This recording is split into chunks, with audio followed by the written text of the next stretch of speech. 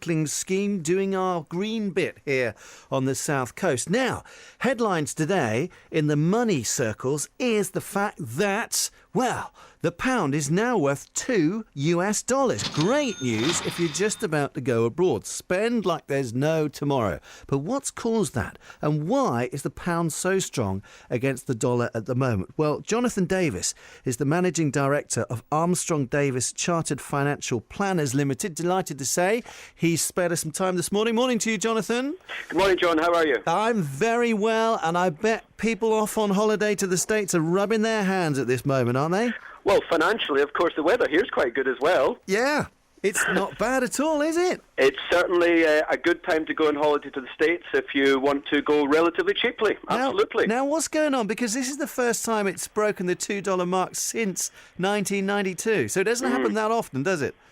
It very rarely happens. In fact, $2 is generally the cap historically, and it's happened quite simply because of that very significant inflation number, which I know we'll touch on in a moment, which has told the city a very strong indicator that interest rates are likely to go up in the UK, even more than they thought just yesterday, and as a result, the pound followed the interest rate expectation.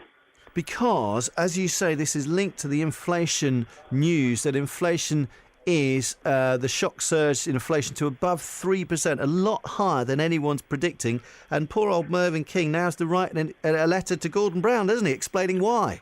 Well, it's quite a funny thing because the governor of the Bank of England, Mervyn King, he said a few weeks ago that he felt that the British public have lost the art of letter writing.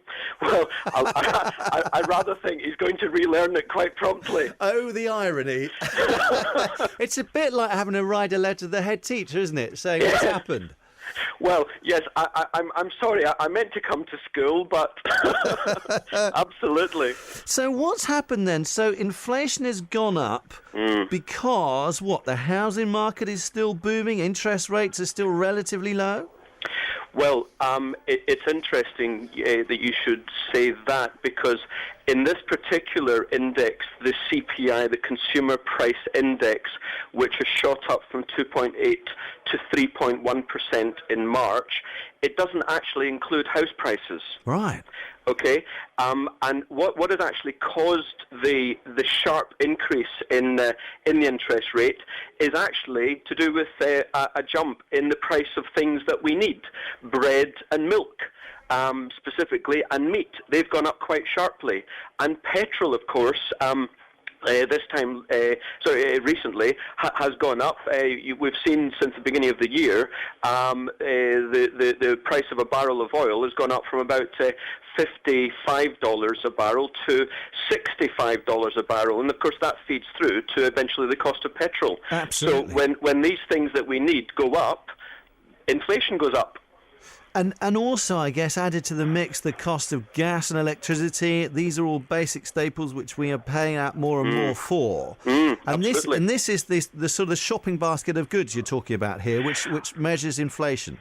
Yes, absolutely. And what's particularly interesting is that the bigger picture is, someone said quite recently, the things that we need are going up.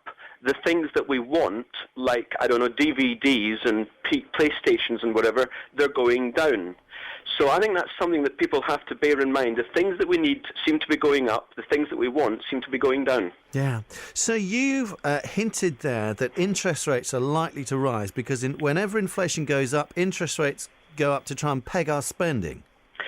Absolutely, and indeed the city, in other words, the people who work in the square mile in London, they've taken the view that because our inflation number has gone so high, it's very likely that in order for the inflation to come back down again into the band that the governor's allowed to let it go, which is essentially 1 to 3%. It's clearly just gone outside that. In order to do that, interest rates will probably have to rise, and indeed the markets are strongly implying that there will be an interest rate rise in 2 weeks' time on the 3rd of May. Right. So get over to America, enjoy the boom whilst you've got it, because it's going to hurt in 2 weeks' time. Well, it's going to hurt a little bit more because clearly that's going to feed through to people's mortgages. Those who are on variable rate mortgages, they will be affected.